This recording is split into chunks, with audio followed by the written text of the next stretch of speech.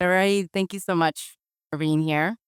I'd love to just start off by asking you to give us an overview on Wideye. I mean, you guys have established yourselves as a leader in cutting edge glass solutions for optical sensor integration. Please tell us the story or the origin of Yeah. Wideye.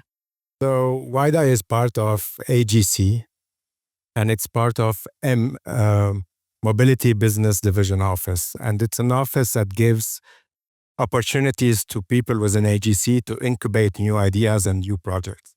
So Wideye was incubated in 2016, and since then we've managed to win multiple projects with major OEMs, and we are now more a scale-up rather than startup. So we work on developing special glass solution to enhance sensor integration around the car, mainly covering 360 degrees. We have three types of products. So we provide the LiDAR cover itself or the LiDAR windows. We can also provide what we call trim, so we can embed this into a vehicle on roof or on the side of the vehicle. And the last product is what we call a windshield, and basically is integrating a sensor, whether it's camera or LiDAR behind the windshield. Great. Thank you. And I do know we've been working together for a while now, but I recall maybe a year and a half ago or so when we approached you guys because we were getting a lot of interest from automotive OEMs to integrate FMCW LiDAR behind the windshield. And so we approached you guys to help us with a demo vehicle, one of which we have today shown here at CES with the live point cloud with our FMCW LiDAR behind the windshield. Can you talk to us a little bit about collaboration with Aeva? Definitely. So when we were first approached by Aeva, maybe 12 to 14 months ago, we decided to work together on a vehicle demo, and you can see it here. It's a very nice vehicle. So we worked really hard to make this happen. The idea was to enable LiDAR integration behind the vehicle to allow customer to test our solution with Aeva solution. And this is, let's say, the final product here. So that was the first, let's say, technical track where we made an integration where we focused on performance, but also integration, mainly make it as seamless as possible. We started with this track, and let's say it was not by chance, but we had a parallel track that was also started with OEM where we are engaged together into discussion, making this a reality. So. Yeah, that's right. And can you tell us more about collaboration with Aeva and OEMs? I do see this as a very important three-way relationship. Absolutely. So the difficulty in integrating sensors today is you have the sensor supplier, you have the glass supplier, and you have the OEM. If those three guys don't sit on the same table, it's very difficult to make a final product that is suitable to the use case and also to a stylish integration. So basically what we are doing today is sitting together with the OEM, analyzing the use case, understanding where the OEM wants to go, analyzing performance of Aeva solution with our solution, making some optimization, making some investigation to debug and solve some challenges in this, let's say, in this integration, because it's not easy. And if it's easy, everybody would do it. And basically, we are working together with Aeva and an OEM now towards this integration for an upcoming introduction or a potential upcoming introduction. Now, you mentioned challenges. Can you tell us more about some of the technical challenges in your experience that you've faced to ensure optimal sensor performance behind the windshield? Yes. So we started at Wideye by developing sensor covers. We also landed some programs on roof. Roof integration has, let's say, the glass is perpendicular, so you have less losses. For windshield, you have an inclination angle of the windshield, which will give you more reflections, and you need to deal with this reflection. So the product we developed has zero absorption. You have some losses with the reflection, but you are able to deal with this by adding some additional features like anti-reflective coatings and heating wires, and let's say features that make the perception of the LiDAR easier. One of the challenges is inclination angle. So you need to defy physics. We optimized our product to have the best performance or the best transmission possible. We've also optimized this to withstand a lifetime of a vehicle. But you also have some other challenges. It's not plug and play, so you don't need to take a LiDAR and put it behind the windshield and it will work. It doesn't work like that. So you need to analyze it from a performance point of view. You need to analyze it from an integration point of view. You need to look at thermal behavior of the LiDAR. You need to look at noise and vibration to ensure comfort level in the vehicle. Last but not least, make it as pleasing as possible. And mainly, this is also where Aeva come into play. For example, you are improving your performance, but you are also improving the form factor of the LiDAR to have a good integration from the inside of the vehicle.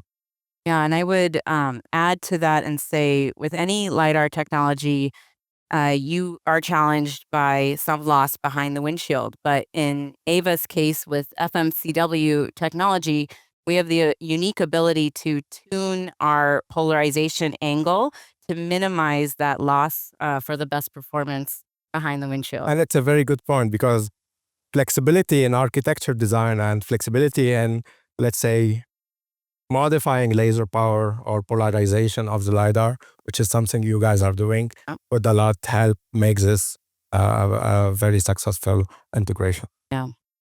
And you mentioned roofline integration, and we've been talking about behind the windshield integration. From your perspective, talking to OEM customers, what is their preference in terms of LiDAR sensor placement?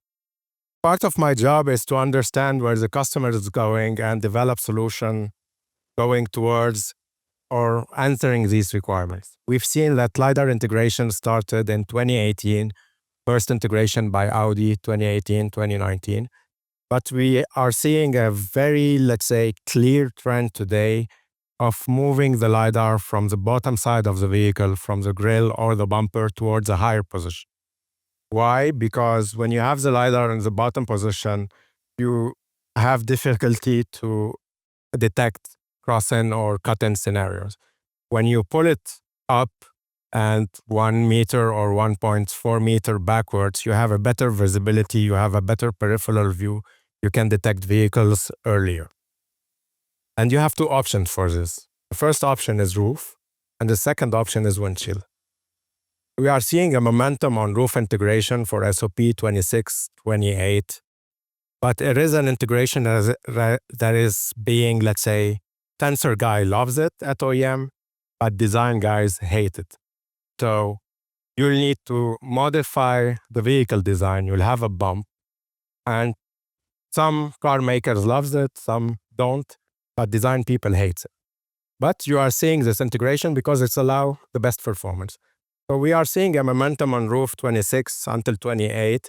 And at global OEM, there is a big hype today in understanding the hurdles of windshield integration and looking into this integration for SOP for, I would say, 28 plus, beginning of 29. Yeah, very good. Yeah, we see that battle too between designers and the integration engineers. What do you see as the key advantages from a performance and aesthetic point of view going behind the windshield? Yeah, so if you go into this direction, you will first get rid of the bump on the vehicle, so you will not affect the design of the vehicle. If you have a bump on the vehicle, you will affect aerodynamics and also acoustics. So having the LiDAR behind windshield will allow you to get rid of those problems. The other advantage is integrating a LiDAR between different car lines is also a challenge for OEM. And putting a LiDAR behind windshield could allow them to go from the higher segment to the lower segment without making any modification on the vehicle body. So that's Yeah, a good point. So with LiDAR becoming a must-have for vehicle automation, how do you see, from your perspective, LiDAR reshaping the automotive industry? At AGC Wideye, we've been in this industry since. So at AGC, we started by integrating cameras behind windshield and other, let's say, glass element on the vehicle since, I would say, 2005, 2006. let's say, is continuing. It's even getting harder and harder because requirements on camera are getting stricter. But we are seeing the same trend on LiDAR, and we are seeing this as a major sensor to ensure redundancy to reach higher autonomy level. So I would say it will follow the same path as camera and radar, maybe not as fast as the adoption, but we are on a good phase to reach higher volumes in the next mass production programs. And in-cabin LiDAR, exciting innovation. Touched upon it a little bit, but I want to go back just to timeline. What do you see from a timeline perspective? When is this happening? So we will see an introduction. Definitely cannot talk about all, let's say, what is happening on the market or in the pipeline, but we will see a first introduction in China somewhere around Q2 2025.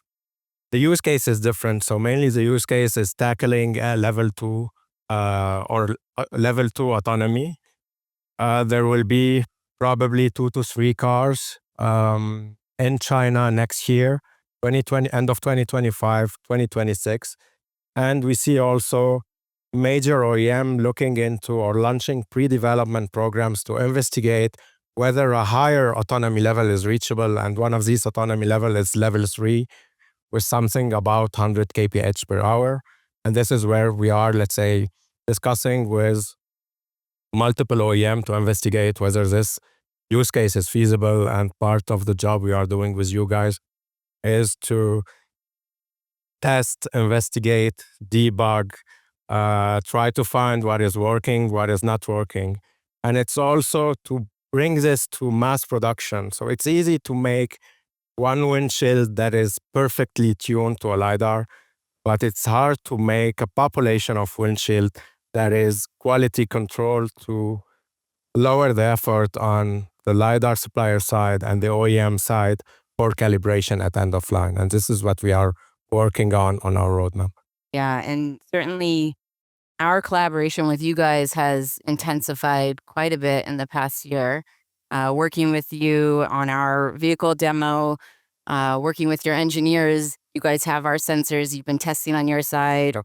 We have Wideyes windshields in our labs, and we've been doing a lot of testing as well. How do you see us expanding our collaboration next coming year and year to come? Yeah, so we clearly started by doing, let's say, this very nice vehicle integration. I would say it's a very good infrastructure for trying to show to OEM what we've been able to achieve. Of course, it was not done in a week or months, but there was, on top of the integration, there was a lot of work with the technical team for testing and debugging. So I would say this is step 1, and step 2 already started as we are both engaged with a major OEM today in a pre-development mode to validate this integration for a future program. And I hope we would both succeed into this. Yeah, me too. I already see us having more pre-development programs coming up in this year. And I look forward to continuing working with you guys. And thank you so much for coming here. Our pleasure. We're so excited to be able to show the first FMCW LiDAR behind the windshield. Please check it out if you haven't already. Thank you, Raid. Thank you. Thank you, everyone. Jessica.